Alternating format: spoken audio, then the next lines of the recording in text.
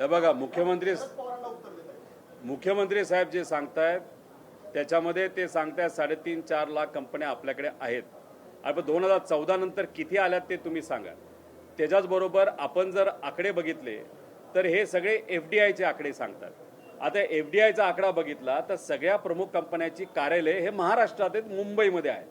पण ते पैसे FDIतून त्या कंपनी हेड ऑफिसला पैसे येतात, पण दुर्दैव असं ते जातात गुजरातला, कर्नाटकाला, उडीसाला पण तिथं इन्व्हेस्टमेंट केलेली आहेत.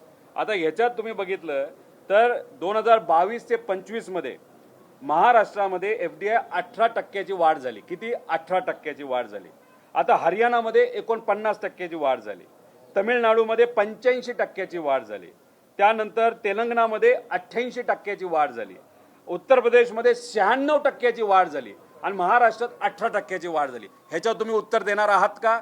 आणि मुख्यमंत्री साहेबांना मला हेही सांगायचंय, मेक इन महाराष्ट्र एकच वर्ष तुम्ही घेतलं, त्यानंतर डावोसला अनेक वेळा तुम्ही तिथं गेलेला आहे, पण काही 10 बाय 10च्या खोलीमध्ये कार्यालय असणारी कंपनी दावोसमध्ये जाऊन तुमच्याबरोबर करार करते आणि सांगते 20,000 लोकांना आम्ही नोकरी देतो. किती कंपन्यांनी करार तुमच्याबरोबर केले आणि किती कंपन्यांनी इथं धंदे सुरू केले हे तुम्ही आकडे सांगा. आम्ही तुम्हाला सांगतोय, आहे का धमाक या सरकारमध्ये आमच्याबरोबर चर्चा करायची? आम्ही सगळे आकडे, खरे आकडे त्या ठिकाणी पुढे आणू. सरकारकडनं उत्तर द्यायला कोण पुढे येत आहे का हे मात्र त्या ठिकाणी सांगावं. आणि उद्योग मंत्री जे राजकीय उद्योग करत तिथं फिरतायत त्यांनी ते बंद करावेत आणि आमच्या समोर येऊन या आकड्यावर चर्चा करण्याची हिंमत दाखवावी.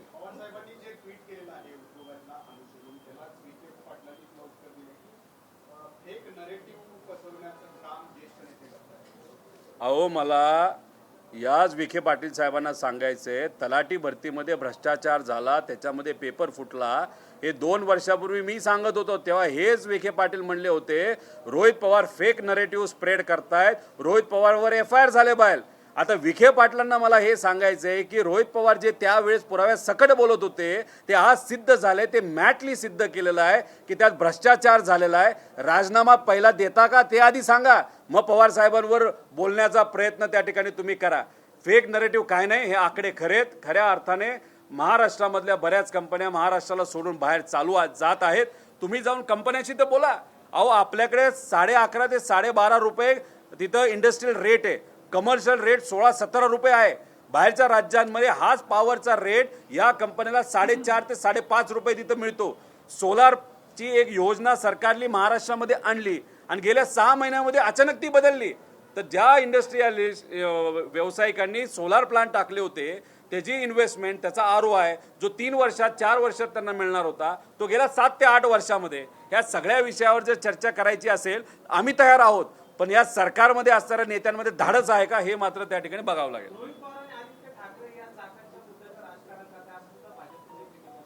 कुठला भाजपचा नेता बोलतोय सांगा?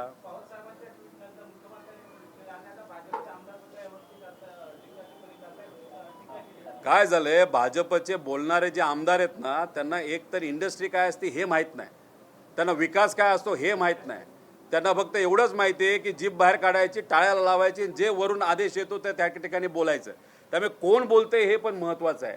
त्याच्यात काही लोक आहेत जे चांगले आहेत पण ते कधीच दुर्दैवाने त्या ठिकाणी बोलत नाहीत. बोलणारे जे आहेत त्यांना व्यवसाय कळत नाही. हां, व्यवसाय कन्स्ट्रक्शनचा करू शकतो, आधी राजकारणात आले, आता व्यवसायात आलेले आहेत. पण हे इंडस्ट्रियलायझेशन काय असतं, मॅन्युफॅक्चरिंग काय असतं, ऑटोमेशन काय असतं, त्यानंतर तिथं रोबोटिक्स काय असतं, याच्यावर तुम्ही चर्चा करायला त्यांना सांगा. कोणाच काय बोलता येणार नाही. आम्ही डायरेक्ट म्हणतोय, जर उदय सामंत साहेब हे या राज्याचे इंडस्ट्रियल मंत्री आहेत, ते काय करतात कसे करतात हे आम्हाला माहिती आहे. आम्ही चॅलेंज करतो की त्यांच्याबरोबर आम्ही चर्चा करायला तयार आहे, एक संयुक्तिक प्रेस कॉन्फरन्स घ्यायला तयार आहे. टीका करण्यापेक्षा हिम्मत असेल तर आमच्याबरोबर प्रेस कॉन्फरन्स घ्या आणि आम्ही पुराव्या सकट आणि प्रेझेंटेशन सकट या महाराष्ट्राची आज आर्थिक काय परिस्थिती झाली हे सांगायला तयार आहोत. हे मात्र आमचं धाडस झालं, बाकीच्यांकडे धाडस आहे का बघूया. महाराष्ट्रातले उद्योग ज्यांच्या ताब्यात आहेत, महाराष्ट्रातले उद्योग ज्यांच्याकडे आहेत, ज्यांच्या ताब्यात आहेत, ज्यांच्या मंत्रालयाच्या अंडर येतात, ते उदय सामंत म्हणतात की कोणतेही चाकणमधले उद्योग हे दुसऱ्या ठिकाणी जाणार नाहीत. हा फेक नेरेटिव्ह खरं तर विरोधकच पसरवतात. हे बघा, प्रश्न विचारला एका खासदारांनी केंद्र सरकारच्या एका मंत्र्याला, त्यांनी उत्तर दिलं सरकार केंद्रात कोणाचं आहे? भाजपचं आहे. याच्याच बरोबर मी तुम्हाला सांगतो, जे पंतप्रधान आहेत कोण आहेत? मोदी साहेब आहेत. कुठल्या पक्षाचे आहेत हे दुनियाला माहिती आहे. हे जे खालचे बोलणारे सगळे भाजपचे नेते आहेत, त्यांच्या आदेशावर नाचणारे नेते आहेत. आता त्यांच्या जे आयोग म्हणजे नीती आयोग हे पंतप्रधानांच्या अंतर्गत येतं. याच्यात इन्फ्रास्ट्रक्चरमध्ये महाराष्ट्र 9व्या क्रमांकावर आहे. हे मी इंडस्ट्रीच्या बाबतीत बोलतोय. रिसोर्सेसमध्ये 2 नंबरवर आहे. गव्हर्नमेंट पॉलिसीमध्ये महाराष्ट्र 5व्या नंबरला आहे, जो देशात 1 नंबरला होता. रेग्युलेटरी ईज म्हणजे एखादी परवानगी घ्यायची असेल तर महाराष्ट्रामध्ये वेळ लागतो. आपण 10व्या नंबरला आहे या देशामध्ये. इन्स्टिट्यूशनल एन्व्हायरमेंटमध्ये आपण 11व्या नंबरला आहे. फायनान्शियल हेल्थच्या बाबतीत आपण 4थ्या नंबरला आहे. एन्व्हायरमेंट रेझिलियन्समध्ये 10व्या नंबरला आहे. म्हणजे झालं असं की इथं व्यावसायिक धंदा करायला तयार आहेत. प्रॉब्लेम कुठे आहे? अडचण कुठे आहे? तर हे जे शासन आहे या राज्यातलं महाराष्ट्रातलं ते मात्र इन्फ्रास्ट्रक्चर द्यायला कमी आहे. हे मी म्हणत नाही, पंतप्रधान साहेबांचं नीती आयोग त्या ठिकाणी सांगते. याच्यावर तुम्ही उत्तर देऊ शकता का? उत्तर देण्याची हिंमत आहे का? हे मात्र या ठिकाणी परत एकदा आम्ही विचारतो.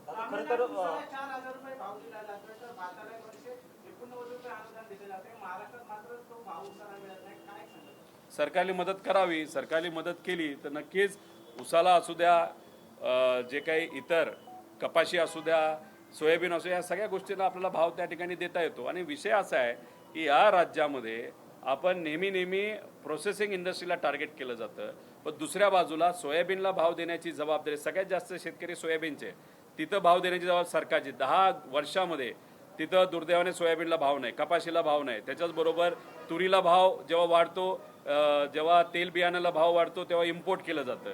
त्याच्याचबरोबर आज खताच्या किमती वाढतात. ह्या सगळ्या विषयाकडे आपण बघून या शेतकऱ्यांना आपल्याला कशी मदत करता येईल याच्या बाबतीत नक्कीच त्या ठिकाणी विचार करावा लागेल. दादा, चाकणमध्ये उद्योगांच्या समस्या प्रचंड आहे, मात्र त्यासोबतच 4 लाख कामगार हा टेक्निकल कामगार या ठिकाणी काम करतो.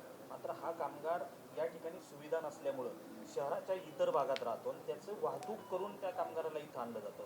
हा कामगार दिवसभरातले 8 तास प्रवासात घालतो.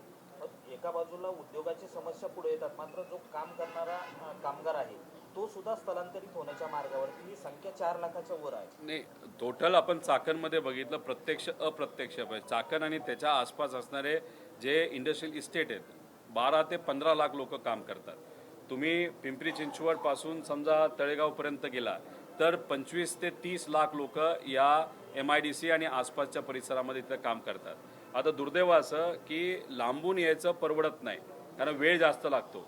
मग त्यांना तिथं अडचण सोसावी लागते. मग काही लोक इथंच आसपास उंच बिल्डिंगा बांधल्या जातात, त्याच्यात ते 10 बाय 10च्या खोल्यामध्ये राहतात.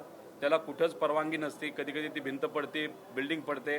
त्यामुळे ह्या सगळ्या अनुषंगाने या कामगारांकडे पण लक्ष देण्याची जरूरत आहे. आणि मी तुम्हाला सांगतो, चाकणमध्ये असणारे काही व्यावसायिकांनी धाडस दाखवलं, ते बोलले म्हणून एवढी चर्चा झाली. पण आज परिस्थिती MIDCच्या बाबतीत बघितली तर सगळीकडेच अतिशय हलाखीची आहे.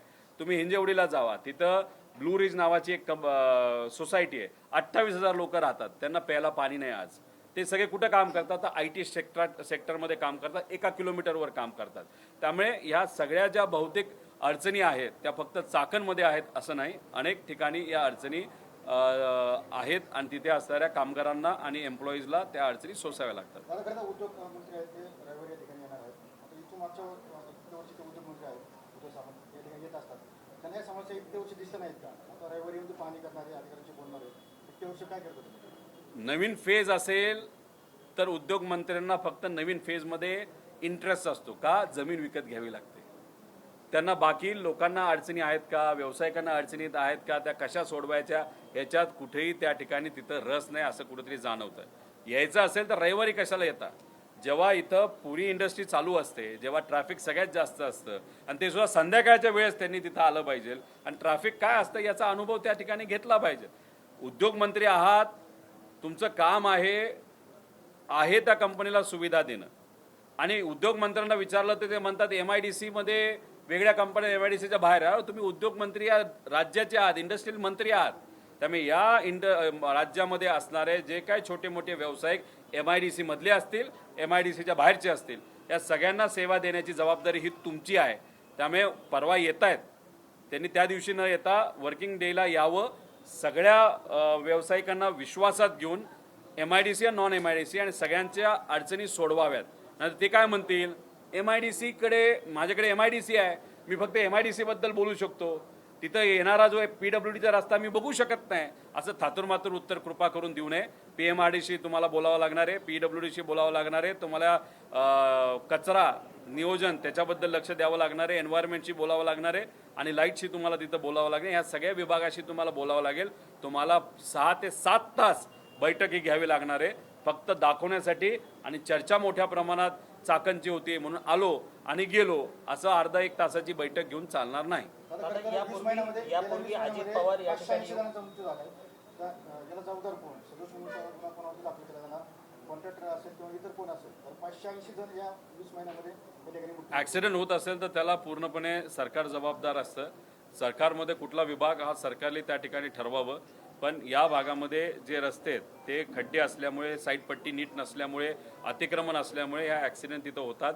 आणि मागच्या बाजूला एखादा ट्रक असेल आणि 80% हे ॲक्सिडेंट हे मोटरसायकलचे आहेत आणि ट्रक मागून येत असल्यामुळे ट्रकाला कंट्रोल करता येत नाही. वजनदार असतो ट्रक, ब्रेक लागत नाहीत आणि त्याच्यावरनं ते बॉडीवरनं नाही तर लोकांवरनं तो ट्रक गेल्यामुळे नाही तर गाडी गेल्यामुळे तो ॲक्सिडेंट तिथं होतो. पूर्णपणे याला सरकार जबाबदार आहे. दुर्दैव असं चाकण MIDC एवढी मोठी आहे, MIDC डेट्रॉईटपेक्षा मोठी आहे. इथं सरकारचं एक चांगलं हॉस्पिटलसुद्धा नाही. यांना पिंपरी चिंचवडला जावं लागतं नाही तर तिकडं प्रायव्हेट हॉस्पिटलला जावं लागतं. हे खरंच शोकांतिक आहे. या बाबतीत MIDC ते सुद्धा चांगलं ट्रॉमाचं MIDC चं एक हॉस्पिटल व्हावं जेणेकरून ॲक्सिडेंटच्या केसेस असतील नाही तर कुठलेही इतर केसेस असतील या सगळ्या केसेस इथं सॉर्ट आऊट व्हाव्यात. अशा प्रकारचं एक चांगलं हॉस्पिटल इथं द्यावं. आणि जर सरकारला देता येत नसेल तर हा जो सगळा CSR आहे तो CSR त्या हॉस्पिटलसाठी वापरावा आणि या इंडस्ट्री लोकांना ते हॉस्पिटल चालवायला द्यावं. चांगल्या पद्धतीने चालवतील सरकारपेक्षा चांगलं. त्यामुळे असं कुठेतरी नियोजन सुद्धा करता येईल का याचा विचार सरकारकडनं करण्यात यावा. या अपघातांमध्ये मृत्यू झाले, त्या मृत्यूंना कुठेतरी मृत्यूच्या नातेवाईकांना म्हणजे संपूर्ण याची मदत मिळालेली नाहीये किंवा इतर ज्या गोष्टी असतात त्यावेळेस मदत मिळते, मात्र अशा वेळेस का देत नाही? MIDC काय करते? नाही, आता याच्यात कुठंतरी एक फोरम तयार करावा लागेल. याच्या पुढे जे काय ॲक्सिडेंट होतील त्यांना मदत कशी होईल, कारण का हे सुविधा सरकारकडनं दिली नसल्यामुळे आणि खराब क्वालिटीचं काम होत असल्यामुळे तिथं या सगळ्या अडचणी तिथं निर्माण होतात. त्यामुळे या सगळ्या गोष्टी कुठंतरी सुटल्या पाहिजे असं आमचं मत आहे. आत्ता आम्ही MSABशी बोललो, त्यांना सांगितलं इथं असणाऱ्या लोकांच्या काय अडचणी, त्यांनी सांगितलं की आम्ही लगेच पुढच्या 5-6 दिवसात बैठक लावू. त्याचबरोबर सकाळी आपण ज्या रस्त्याला गेलो होतो PWDचा रस्ता, त्यात निधी मंजूर असला तरी काम होत नाही. त्यांनी आम्हाला शब्द दिला आहे की पुढच्या 10 दिवसामध्ये आम्ही पुढच्या 10 दिवसामध्ये ते जे काही रस्ते आहेत त्याच्यावरचे जे खड्डे आहेत त्याच्या जे काही साईड पट्ट्या आहेत त्या पुढच्या 10 ते 12 दिवसामध्ये आम्ही करणार आहोत. आम्ही त्यांना सांगितलंय मुरुम टाकून चालणार नाही, चांगल्या क्वालिटीचं काम झालं पाहिजे आणि ते टिकलं पाहिजे. 69 कोटीचं काम हे मंजूर असून काम झालं नाही, थातूर मातूर काहीतरी केल्यासारखं दाखवत आहेत. तिथं मुरुम टाकला जातोय. पण आता जेव्हा PWDच्या अधिकाऱ्यांशी आम्ही आत्ता बोललो त्यांनी सांगितलं पुढच्या 10 दिवसामध्ये आज सकाळी ज्या रस्त्यावर आम्ही गेलो होतो तो रस्ता आम्ही त्या ठिकाणी नीट करू. दादा, खरं तर अजितदादाच या दौऱ्यावरती आले होते. त्यावेळेस त्यांनी मेगा प्लॅन केला होता. हा जो निधी होता तो दादांनी दिला होता. दादांच्या नंतर हे सगळं दादांचा जो प्लॅन होता चाकणच्या बाबतीतला तो इम्प्लिमेंट केला जात नाही का? मुद्दाम हे सगळं केलं जातं. आज रोहित पवार या ठिकाणी आले, दादांच्या जागेवरती पाहावं का लोकांनी? नाही, अजितदादा काम करत असताना एक तर सकाळी 5:30 वाजता इथं आले होते. लोकांना काय अडचणी आहेत त्या तिथल्या तिथं समजून घेत होते, निधी देत होते. निधी दिल्यानंतर काम होतं का नाही हे ते तिथं बघत होते. माझ्या अंदाजाने त्यावेळेस 250 कोटीच्या आसपास निधी तिथं दिला गेला होता. त्यात हा 69 कोटीचा पण निधी आहे. पण दादा काय करायचे, काम होतं का नाही हे बघायला सुद्धा यायचे. पण दुर्दैवाने आज दादा नसल्यामुळे ते आपल्यात ॲक्सिडेंट का घातपात हा विषय तर चालूच आहे. त्यामुळे ते नसल्यामुळे आज त्या कामाकडे लक्ष द्यायला कुणीच नाही. आता हे असं काहीतरी नुसतं मुरुम टाकून जर काम केलं असतं दादाने त्या अधिकाऱ्याला बरताफ केलं असतं अशी परिस्थिती आहे, नाही तर निलंबित केलं असतं. पण आज पालकमंत्री म्हणून ज्या पद्धतीचं लक्ष बाहेर ते नाही, मंत्री म्हणून कुणीच तिथं येत नाही.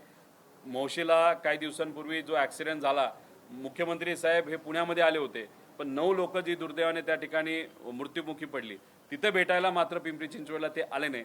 त्यामुळे कुठं ना कुठं तरी पुण्याकडे दुर्लक्ष होते, महाराष्ट्राकडे दुर्लक्ष होते. जी कामं केली जातात ती निकृष्ट क्वालिटीची केली जातात आणि ते बघण्यासाठी आज दादांसारखा नेता या महाराष्ट्रामध्ये आज कुणीच नाही. दादांनी जे स्वप्न पाहिलं होतं त्याचं इम्प्लिमेंट होताना दिसत नाही असं म्हणायचं नाही. शेवटी आता दादांनी त्यावेळेस पद असताना त्याचा उपयोग इथं असणाऱ्या लोकांना कसा चांगल्या पद्धतीने होईल यासाठी प्रामाणिकपणे त्यांनी तिथं प्रयत्न केला.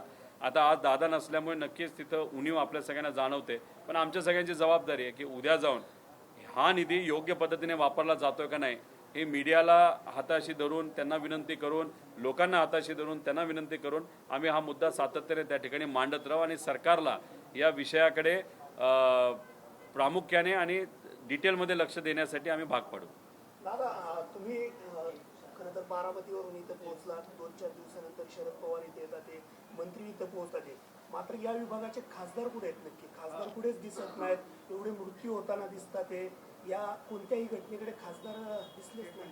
नाही, खासदारांचं लक्ष या विषयाकडे आहे आणि त्यांनी नाशिक पुणे जी रेल्वे आहे जी त्यांनी खरं तर पाठपुरावा करून मंजूर केली होती त्याचाही पाठपुरावा पार्लमेंटमध्ये तिथं सुरू आहे. त्यामुळे पार्लमेंट काल संपली, त्यामुळे पुढच्या काही दिवसांमध्ये ते नक्कीच इथे येऊन या विषयाकडे सुद्धा लक्ष देतील. कारण पार्लमेंटमध्ये जेव्हा तुम्ही जाता तेव्हा पार्लमेंटमध्ये तुमच्या मतदारसंघातले पार्लमेंटचे विषय त्या ठिकाणी मांडावे लागतात. पंतप्रधान साहेबांना सुद्धा ते सर्व लोक त्यांच्या मतदारसंघातले विषय घेऊन पत्र घेऊन तिथे भेटलेले आहेत. त्या बाबतीत ते आल्यानंतर आपल्याला स्पष्टपणे सांगू शकतील.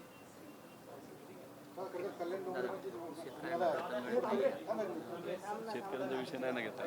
कल्याण डोंबिवलीमध्ये जी रुग्णालय बदनाम होत आहे एका व्यक्तीला प्लास्टर करताना ठिकाणी पुठ्ठा लावण्यात आला. हा पुठ्ठा लावण्यात आला प्लास्टर करताना. म्हणजे कोणाला?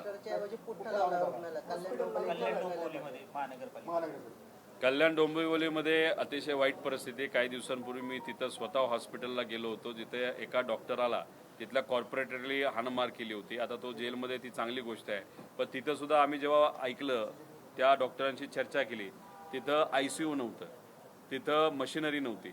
मशिनरी आहेत पण नीट चालत नाहीत, अशी दुर्दैवाने तिथं परिस्थिती. आणि तुम्ही म्हणत असाल की तिथं पुठ्ठा लावला गेला, म्हणजे जे काम दिलंय ते न लावता दुसरंच काही ते लावलं असेल, हे अयोग्य आहे.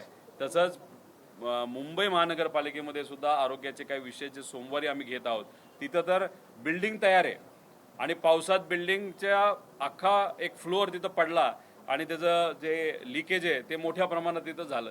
अशा निकृष्ट क्वालिटीचे काम आज या सरकारच्या मदतीने आणि महानगरपालिका ज्या तिथं स्थानिक स्वराज्य संस्था आहेत त्यांच्या माध्यमातून होतात. म्हणजे सामान्य लोकांचा टॅक्सचा पैसा याचा उधळपट्टी तिथं ओपन तिथं सुरू आहे असं आपल्याला म्हणता येईल. चाकणची परिस्थिती बदलेल असं तुम्हाला वाटतं का? हा, चाकणची ही जी परिस्थिती आहे ही बदलेल असं तुम्हाला वाटतं का? 3 वर्ष आपल्याला प्रयत्न करावा लागेल. 3 वर्ष झाल्यानंतर आम्हीच तिथं बसणार आहोत, त्याच पदावर तिथं असणार आहे आणि त्यावेळेस हे सगळे विषय आम्ही 100% त्या ठिकाणी सोडून घेऊ. पण शेवटी विरोधात असल्यामुळे लोकांची बाजू मांडणं हे फार महत्त्वाचं असतं आणि ह्यात मीडियाने खूप आम्हाला मदत केलेलं आहे. शेतकरी आंदोलनापासून युवकांपर्यंत. आता हे सुद्धा आंदोलन जे काही प्रेस कॉन्फरन्स जी इथं असणाऱ्या व्यावसायिकांनी घेतली त्याला मीडियामुळेच एक मदत मिळाली, तो आवाज सरकारपर्यंत पोहोचला. नंतर इथं सगळ्या हालचाली सुरू झाल्या.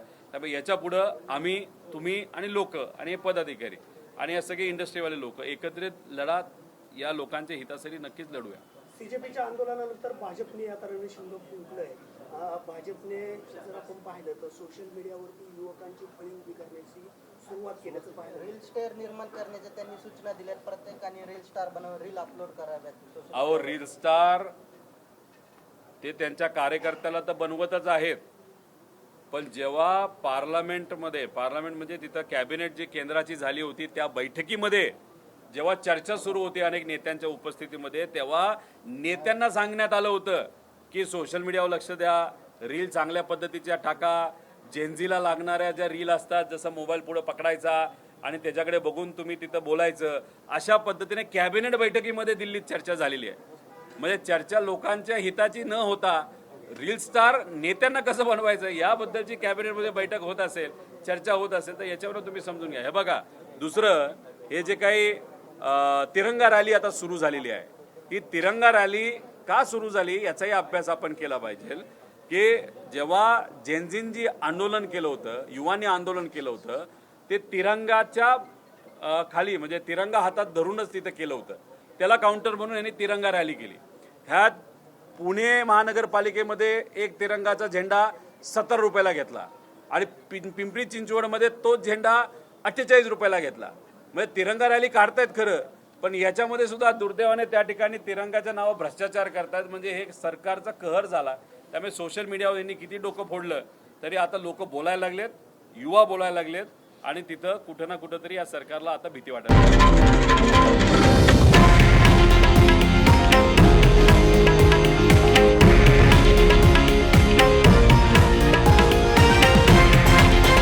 हे आहे देशातील नंबर 1 न्यूज नेटवर्क आणि आपण पाहत आहात TV9 मराठी, एकमेव.